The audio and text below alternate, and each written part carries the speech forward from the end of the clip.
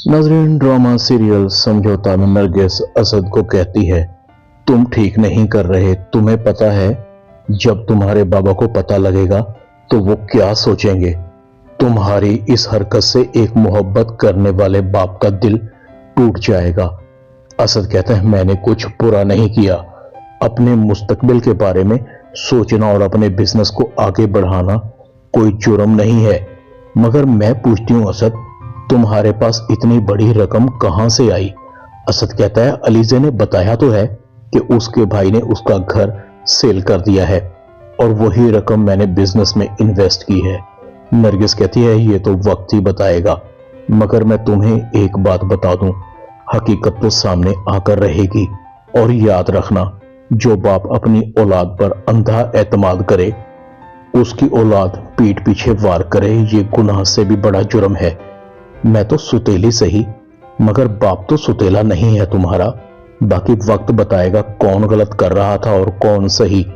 दूसरी तरफ ज़ोहेब को समझ आ रही थी, नरगिस आंटी इतनी भी बुरी नहीं है। बाबा ने उनको पावर ऑफ अटॉर्नी देकर शायद सही ही किया होगा। मगर नरगिस आंटी ने क्या किया? उस सरमद के बच्चे को जॉब पर रख लिया, जिसे सामने देखकर हमारे तन बदन में आग लग जाती है। उसे शानजे से कोई मोहब्बत नहीं है। उसने शानजे को फंसाया है। उसे सिर्फ शानजे की दौलत से मोहब्बत है और मैं ये ख्वाब उसका कभी भी पूरा नहीं होने दूंगा। दूसरी तरफ सरमद अपने मोबाइल पर नरगिस और उसके साबका शौहर की तस्वीर देख रहा था। दिल ही दिल में कहता है, अरे वाह सरमद, रब ने तेरी किस्मत कैसी बनाई है। खुद ब खुद रास्ते सीधे होते जा रहे हैं। नरगिस आंटी और उसके साबका शौहर की तस्वीर मेरे बहुत काम आएगी। एक दफा तो मेरा ससुर हिल कर रह जाएगा जब उसे पता लगेगा कि उसकी चहेती बीवी उसकी गैर मौजूदगी में अपने पहले शौहर को नहीं भूल सकी। अब सोचना यह है कि नरगिस आंटी को ये तस्वीरें दिखाकर ब्लैकमेल करना ठीक रहेगा या फिर ये तस्वीरें वकार अंकल को भेज दूं और नरगिस आंटी पर भी नजर रखना शुरू कर दूं। सरमद फौरन नरगिस और उसके साबका शौहर की तस्वीरें वकार को भेज देता है। अब मजा आएगा, बल्कि नरगिस आंटी की जिंदगी में तो कयामत ही आ जाएगी। दूसरी तरफ ज़ोहेब शानजे के घर पहुंच जाता है। शानजे ज़ोहेब को कहती है, ज़ोहेब भाई, आप, मुझे पता था कि आप जरूर आएंगे। आप मुझसे बहुत मोहब्बत करते हैं ना। ज़ोहेब कहता है, मुझे तुमसे मिलने का कोई शौक नहीं है, बस तुम्हें इतना बताने आया हूं, अपने शौहर को हमारे ऑफिस से दूर रखो। वो नरगिस आंटी से मिलकर हमारे बिजनेस पर कब्जा करना चाहता है। वो तुमसे कोई मोहब्बत नहीं करता। तुमने उससे शादी तो कर ली है, मगर तुम उसकी असलियत को नहीं जान सकी। उसने तुमसे शादी तुम्हारी दौलत की वजह से की है।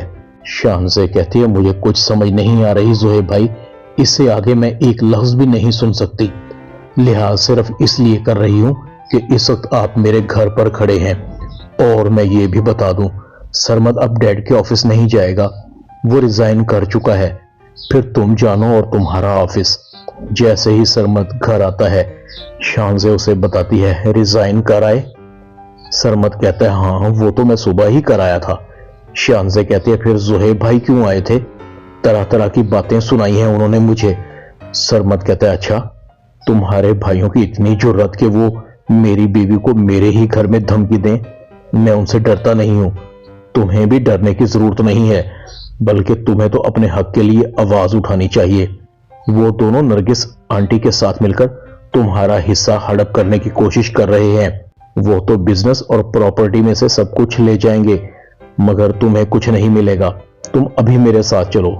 सरमद शानजे को अपने साथ लेकर जाता है। ज़ोहेब और असद जैसे ही शानजे और सरमद को देखते हैं, तुम्हारी जुर्रत कैसे हुई हमारे घर में कदम रखने की? निकल जाओ अभी और इसी वक्त।